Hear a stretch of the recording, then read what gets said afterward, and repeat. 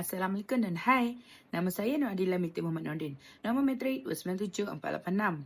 Dalam video ini, saya akan menerangkan tentang kaedah pengajaran. Terdapat 4 kaedah pengajaran yang saya akan terangkan, iaitu yang pertama, demonstrating skills, kedua, reinforcement skills, ketiga, giving feedback, dan yang keempat ialah facilitating interaction skills. Kemahiran pertama ialah demonstrating skills atau kemahiran menunjukkan demonstrasi. Kemahiran ini merujuk kepada tindakan guru menunjukkan cara melakukan sesuatu tugasan atau kemahiran supaya murid dapat melihat langkah yang betul sebelum mencubanya sendiri.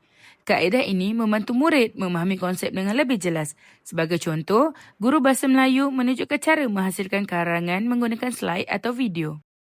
Seterusnya ialah reinforcement skills atau kemahiran pengukuhan. Kemahiran ini digunakan oleh guru untuk memberikan galakan terhadap tingkah laku positif murid. Pengukuhan dapat meningkatkan motivasi dan keyakinan murid serta boleh diberikan secara lisan, gerak isyarat atau sentuhan yang bersesuaian. Sebagai contoh, guru memberi pujian seperti bagus atau syabas serta memberikan senyuman dan tepukan tangan apabila murid menjawab jawapan dengan betul. Kemahiran seterusnya ialah giving feedback atau memberi maklum balas. Guru memberikan maklum balas selepas murid menjawab soalan, menyiapkan tugasan atau membuat pembentangan. Maklum balas ini membantu murid mengenal pasti kekuatan dan kelemahan mereka serta mendorong mereka menambah baik prestasi pembelajaran. Sebagai contoh, guru boleh berkata isi pembentangan kamu baik, tapi cuba gunakan bahasa baku dan tingkatkan hubungan mata dengan audiens.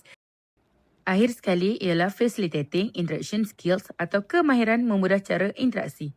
Dalam kemahiran ini, guru bertindak sebagai pemudah cara yang menggalakkan komunikasi, kerjasama dan penglibatan aktif murid dalam pembelajaran.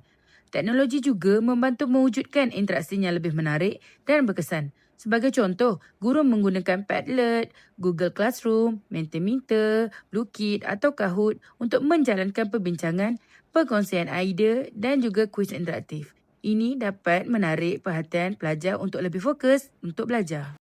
Sebagai kesimpulan, kemahiran pengajaran merupakan elemen penting dalam mewujudkan proses pengajaran dan pembelajaran yang berkesan. Penggunaan kemahiran ini dapat meningkatkan pemahaman, penglibatan, motivasi dan keyakinan murid sekaligus menjadikan pembelajaran lebih interaktif dan menyeronokkan. Itu sahaja daripada saya. Sekian, terima kasih. Bye!